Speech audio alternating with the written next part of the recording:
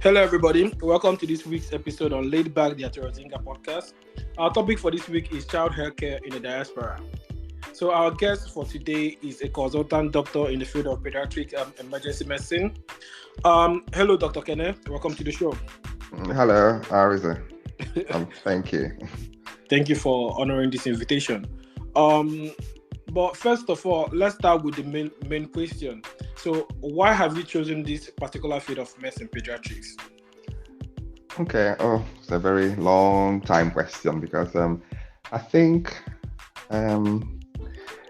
as a medical student in Nigeria, when I studied medicine in Nigeria, I enjoyed pediatrics, but I think it dated before then when I was growing up, as a teenager, as a young child, and I liked doing stuff with children, good stuff like Bible classes and stuff, and got used to understanding children and how fascinating they can be as children and how innocent they can be.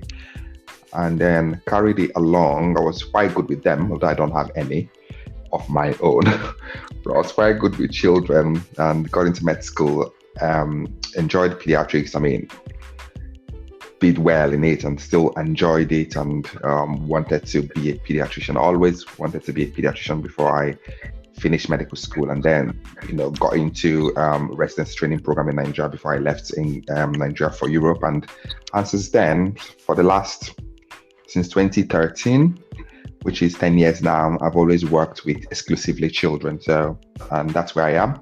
Currently, I work in pediatric A&E because I trained to be a pediatrician and also trained to be a pediatric emergency medicine consultant. And that's where I am now. Oh, that's interesting. So, what's your favorite part of your work? Since you love children and you've already said before you even finished medical school, you had already decided that's what you want to do. So, working as a consultant now in this particular field, what's your favorite part of your work? I think the favorite part of my work will be to get children settled. When children come to A&E, they are very anxious and they're scared, and they love to see adults who are cool, because children love cool adults because they think that they think that all adults are old school and morons. That's what children and teenagers think. But when they see you and they like you because you really talk to them the way they understand. And I know some of them like me because I wear an earring, and I love wearing my gold chain anyway. So they kind of know that this doctor kind of gets it. So trying to see them come in very nervous and then leaving with their parents from A&E and smiling and waving bye-bye and laughing away, and that really makes me happy. That's nice. You're right in that aspect. When you deal with children, for some reason they feel like everybody above 25, 29, 30 are old. I don't know why. So yeah, you're right. So, but before we delve into pediatrics in detail, I saw a stat recently that said that Black women are more likely to die during childbirth. Why is that the case? Is there any underlying genetic factor at play here? I don't think it's genetic factor. I think there's a lot of studies that have gone on around the world. I think the US is leading on it so much. I think they've had a few in the UK, but most of the data come from the US, because I think you may know that when it comes to health inequalities, health inequities, that the US are quite way ahead of us. The UK, we are just catching up since the Black Lives Matter. So we're just catching up. So it's becoming now in the UK more obvious when they look back that actually Black women did suffer more during childbirth. It might be complications or it might be death. And when they've looked into it, I think there are several factors that affect this. It's nothing necessarily genetic. It's more of one important issue which I've talked about with some African and Caribbean moms, that they rarely got pain relief. I think that's changed now. I think they rarely got pain relief during labor, because that's this thought that Black women bear pain better. So a Black woman giving birth in this country may not scream as you might find an Asian or white mom.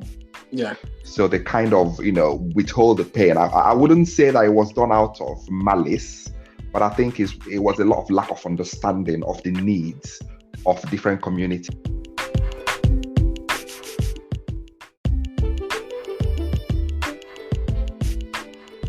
Yeah, so I think you're right that Black women do suffer more in childbirth, and there's data which doesn't lie that Black women, die. There's more mortality amongst Black women than maybe white women and other ethnicities.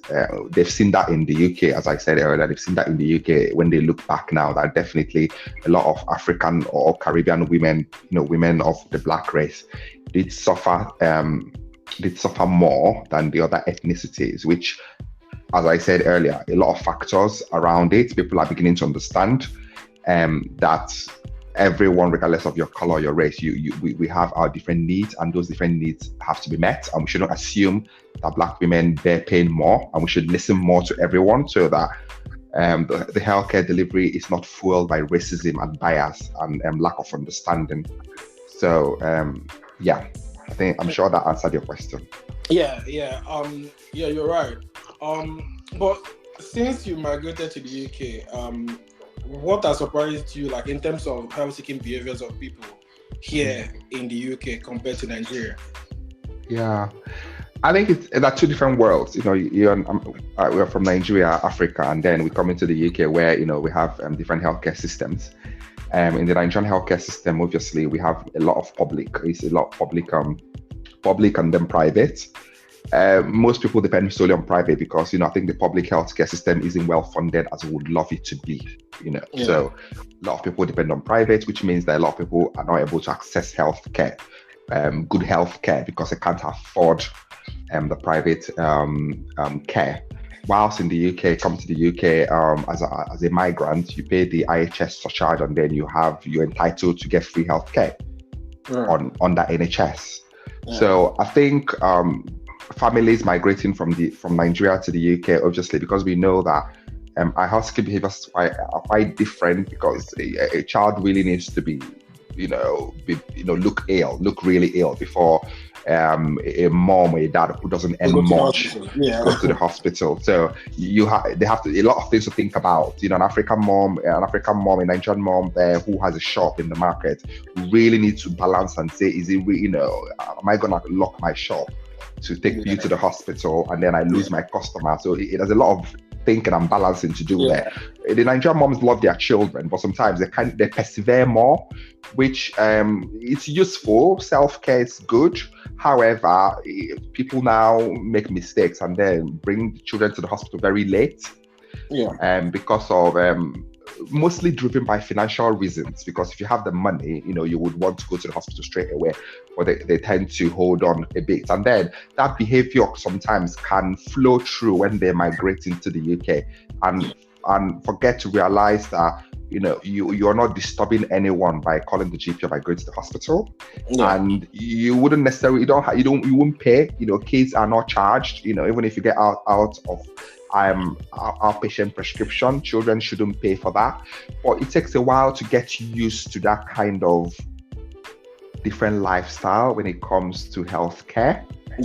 Which means that I see some families, they don't come in as early as they would want it, and they feel like, well, they think you'll be okay, but we don't want to disturb anyone. And then some of my colleagues might inadvertently perceive that as neglect, but it's not neglect, it's from the way they understand. So it's just cultural differences. It is cultural differences. So it's something I speak about, cultural differences. I educate my colleagues, cultural differences. However, we will have to draw the line between cultural difference and neglect, because sometimes people are too into their own culture that a child may get harmed because of that cultural belief. So we try to approach that situation with caution and with sensitivity. So that the child is still well looked after. So, but that will lead me to, you've answered the question partly, but that will lead me to, so do you think a lot of migrant African and Nigerian parents actually hold on to this health-seeking behavior, like when they come here to the UK, or some people after some after a while, maybe they've gotten awareness, do you think they change or some hold on to this particular part of this kind of behavior? And I think from my experience, I think our people are smart. Our people are smart people, and I'm not biased to say that we're really smart. So I think people need, once you explain from my experience personally, once I explain to Nigerian families, African families, they get it. They get it quite quickly, and thankfully, we don't necessarily have so much of language barrier. Yeah. An average, Nigerian mom or Nigerian dad would understand English. Yeah. Where English is the official language, obviously, compared to, other African countries that English may not be their first language. Yeah. So I think they understand it, and understanding it is really useful when it comes from people that look like them. Yeah. Yeah. Because when I speak to families who are of African descent, they because I know where they're coming from, and I explain and they understand it perfectly well. Yeah. And that similar content of that conversation may have been approached by a different doctor of another race before then. And they may not have understood. They may not have understood it. They will listen, but they don't understand. And they might say just yes. They'll say yes. Everything is yes. When you don't want trouble, you just say yes. But they haven't understood what was said. And then I have to actually now unpick it and say, I can see you don't understand it. So they'll be honest and say, no, we didn't understand what he or she was saying. And I have to explain it again. And once I explain, I think from my experience, they do listen. They drop off those health-seeking behaviors, because obviously people have come from Nigeria or from African countries to come here for better life, and no one wants to run into trouble with the system. With the system. Yeah. So they don't really do deliberately to run into No, they don't. No one. Everyone here wants to be successful and want their kids to be successful. So I don't think anyone wants to run into trouble and then run the risk of having their children taken away from them. Yeah. So you mentioned like when these families, African families, come to the hospital and they see you, they feel more relaxed and they actually pay more attention to what you have to say. So does that mean that actually equality and diversity are actually very, very important in delivering proper healthcare? Oh yeah, absolutely. You can't even overemphasize or underestimate the powerful nature of diversity. The UK is doing well. They're coming up. A lot of work yet to be done. But the good thing is that it's been recognized now, which wasn't the case like 5-10 years ago. Yeah. So now people are beginning to understand that you really need to have your clinical and non-clinical staff to represent the population you serve. Yeah. And what that means is, if you come into a very diverse community like in Birmingham, where I live at the moment, it's so ethnically and culturally diverse that you really want to have different doctors and nurses and what have you in the hospital be represented by, you need to have someone from Africa, someone from the Middle East, someone from Asia, someone from Bangladesh, so many places, so that. And as we do these things, you realize that amongst us staff members, we educate one another. Yeah. On the differences in culture and in customs. Yeah. And and colleagues are quite open-minded to understand what you're saying, and then they kind of get it and know that an African mom who doesn't smile at you doesn't mean they don't like you. It's just what they're used to. Yeah, they don't really smile. They come to the hospital, it's quite a serious business. They don't smile. You give them a cup of tea, they will say, no, I don't want a cup of tea. And they may not say thank you all the time the way you want them to, because it's not something they're used to. They're just worried about their child. So, and they don't smile, which my colleagues have told me, I met this African mom, she wasn't really smiling. I wasn't sure if I did something wrong. I said, no, if you do something wrong, they will tell you, but they may not smile. Yeah. And people are beginning to understand that. And obviously, the more diverse a community or a particular town or city is, the higher the understanding and the staff may have, compared to when you talk about, maybe you go to Aberdeen, for example, and it's predominantly white. Yeah. And you may not necessarily have a black person in the children's A&E. Yeah. Or you may have African families who've come for their masters or PhD in Aberdeen. for example. And then, they come there and they feel slightly isolated because no one that looks like them.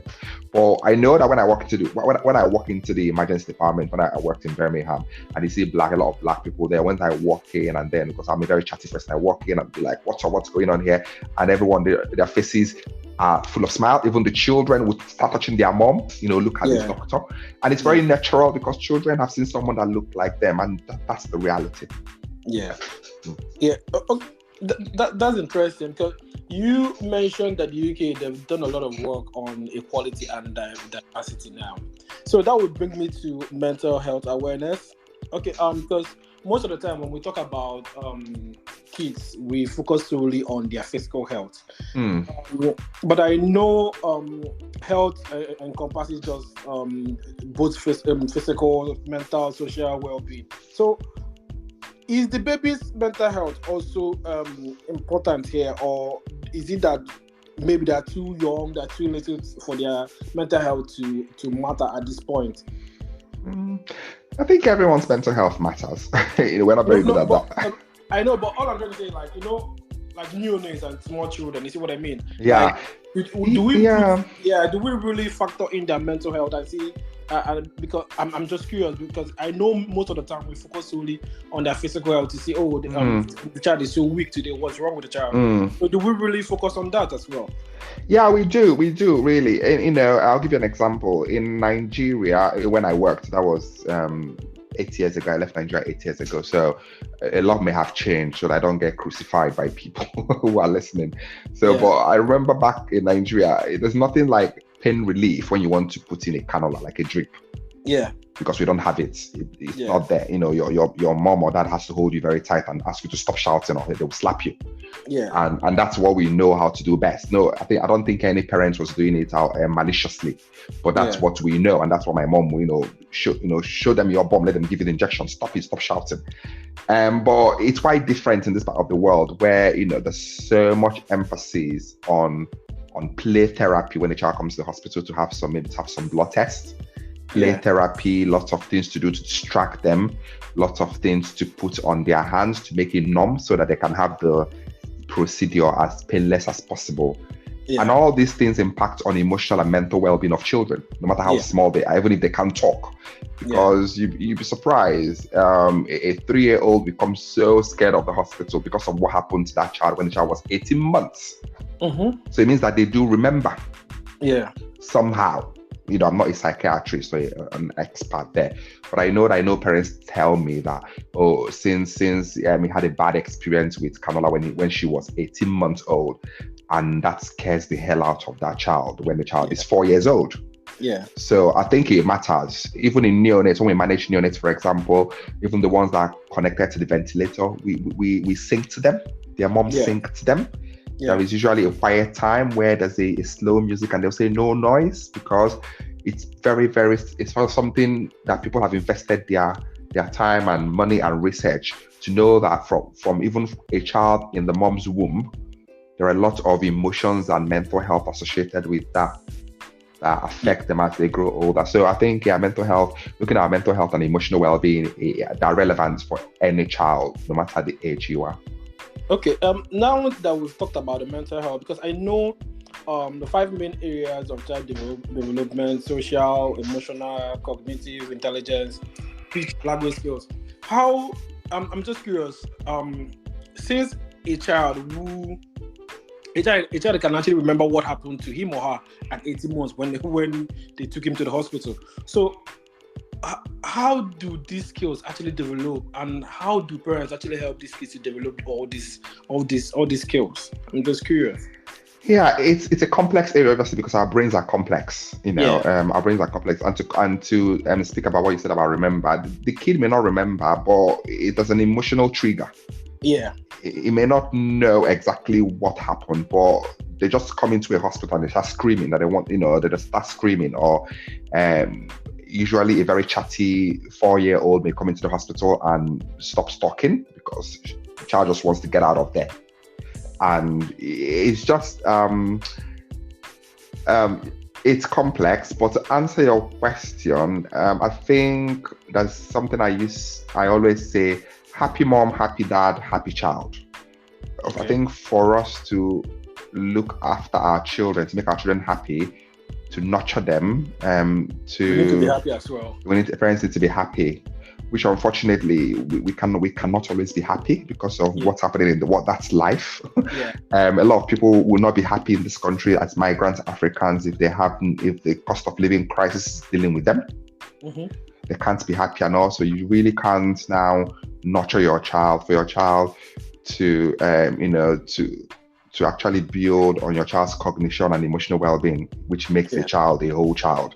So I think we need to remember, parents that are listening need to remember that you need to be happy for your kids to be happy, because you need to nurture them. And very importantly, and I say that a lot, when migrants stay in workplaces that are toxic and they don't leave because of so many reasons. But I think if you have to, you have to leave, because if you stay in workplaces that are not healthy, you will not be happy. You think you're managing, but you're not.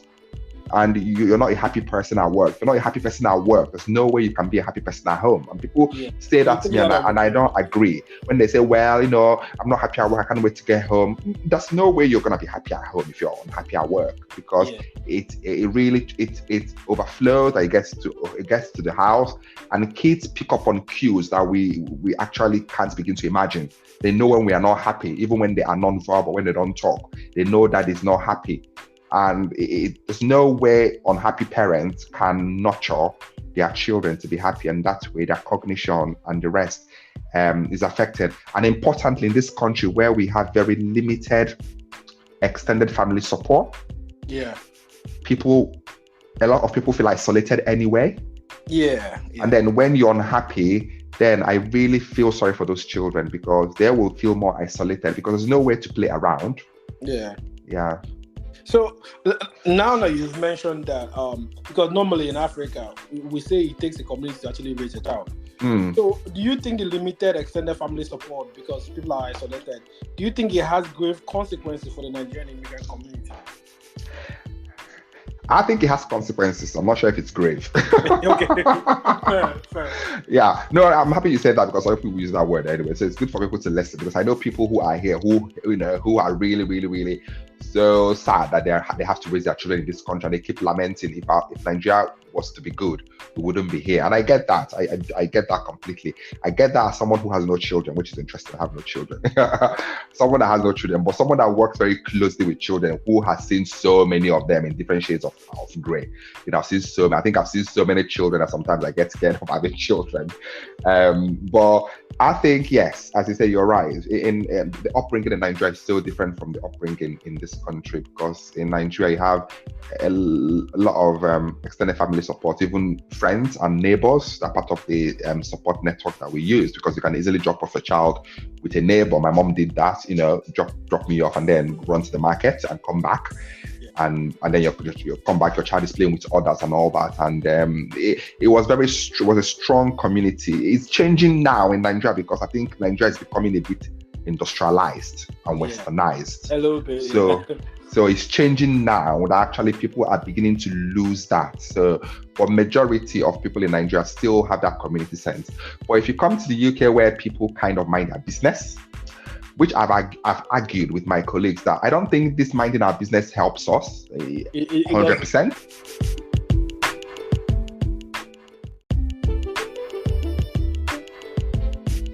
Yeah. So I think children always need someone to talk to, just like we adults. And, having children, having that emotional burden and not speaking about it, it can overwhelm them. It's exhausting, So, and when you hear cases of children, when I see cases, which I've seen cases where children tell their friends that, out of conversation, that their mom or their dad hit them. And they haven't told their friends, so that their friends will tell the teacher, who then the teacher reports, and, the whole social services thing is kicked off. But children tell their friends because they just want someone to talk to, and it just comes out. Because they want to talk. And if they don't talk about it at home, they're going to talk about it in school. Because that's where they have people to talk to. So that's really important for families to know, that if you don't talk to your children will look for someone else who will listen. And unfortunately, sometimes your children may be at risk of talking to someone they shouldn't talk to. And that, what I mean is a 14-year-old girl talking to a 20-year-old man.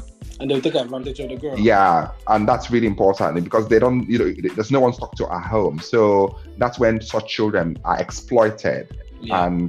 And very importantly, as African families, Nigerian families, we shouldn't hide under the umbrella of God forbid. God forbid. It's not my portion. It's not my portion. Yeah, it will be your portion if you don't listen to your child. Then it will be your portion. So you have to listen to your child, no matter your cultural religious beliefs. You believe in God. You raise your child morally, but you listen to them because they have a lot of things to say. Yeah, true. Yeah, I think that's what parents of African Nigerian parents need to understand, that it's not just about you being the dad calling the shot. The children have a lot to say, and you have to listen to them. I agree with that because I feel like when people are emotional, that's when they are most vulnerable, and people can exploit them at that point. Mm-hmm. So if they end up opening up to people who are not really for them, who are just trying as much as possible to exploit them, because whether you like it or not, human beings, we can have manipulative tendencies. So it's better to create that avenue and atmosphere, positive atmosphere in the house, so that the child can actually open up to you. I agree with that. Yeah. But now we're gonna deviate a little bit from emotions and all. Then I just want to ask you a question about a controversial topic on vaccines. A lot of people have raised issues about vaccines, how they cause a lot of controversies in recent years. So, are these vaccines actually safe for children? Yeah.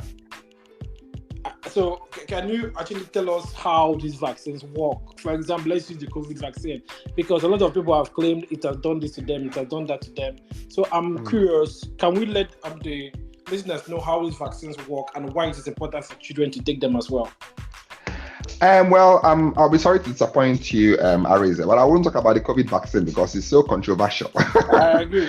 I had my vaccines. I had my vaccines, the 3 vaccines. The third one dealt with me. I really was very unhappy and unwell.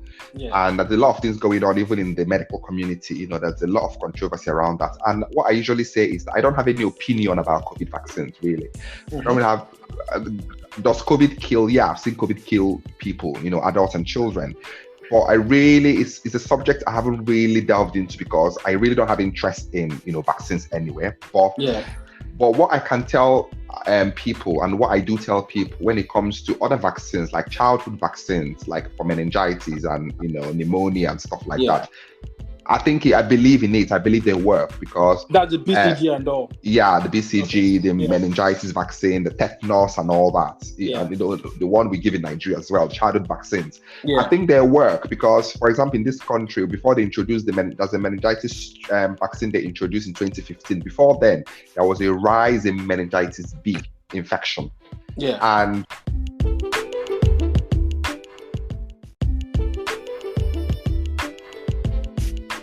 so I think the vaccines for bacterial infections are great because I've seen the data, and I've seen the way it's changed in the UK. It's changed the way we treat children in the UK when it comes to meningitis. Before the vaccines came out, every child was getting antibiotics when you suspect slightly that it could be meningitis or not. Yeah. But with the vaccine, with the uptake of the vaccine, in 2015, it's dropped, and we had confidence when we see children. Although some of these vaccines are not in Nigeria, but people get it privately anyway because it's all about the money. There's a particular vaccine which people ask me when it comes to MMR and autism and stuff like that. It's another controversial vaccine which I really don't have strong opinions about. That's MMR. MMR, yeah. That's the one for measles, rubella, yeah. So it's given around 1 year or so. So people have, a lot of communities have really complained about it because of the link between that and autism, which has been debunked. But people still have concerns about it. They don't believe that it's not linked to autism. But personally, I always say I don't really have strong opinions about that because I didn't get that vaccine in Nigeria. We all had measles and mumps at some point, natural infection. So, but for me personally, as a pediatrician, I'm really, really, really passionate about those vaccines that deal with bacterial infection because I've seen what it can do to children in Nigeria who don't have it. Yeah. Oh, okay. On that note, so the final question. So, what advice would you give to the immigrant communities now on child healthcare? Yeah, fine. I think it's really important for us to know that you don't have to hesitate to seek healthcare. If you're really worried about your child, don't persevere. You seek help. Don't go asking questions online or asking Mr. Google. Get to your GP.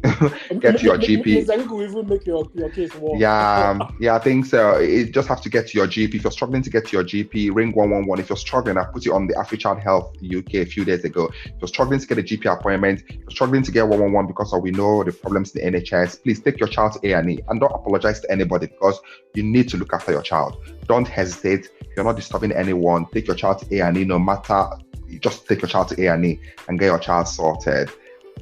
Because we just want to raise children who are healthy, happy, and that's why we're in this country, to raise children that are successful. And that will make us proud, and they have to make us proud when they are alive and well. True. Yeah. True. All right. On that note, thank you, Dr. Ebuka, for coming on the show today. Yeah. Hopefully we'll do this again. Yeah, no props. Thank you.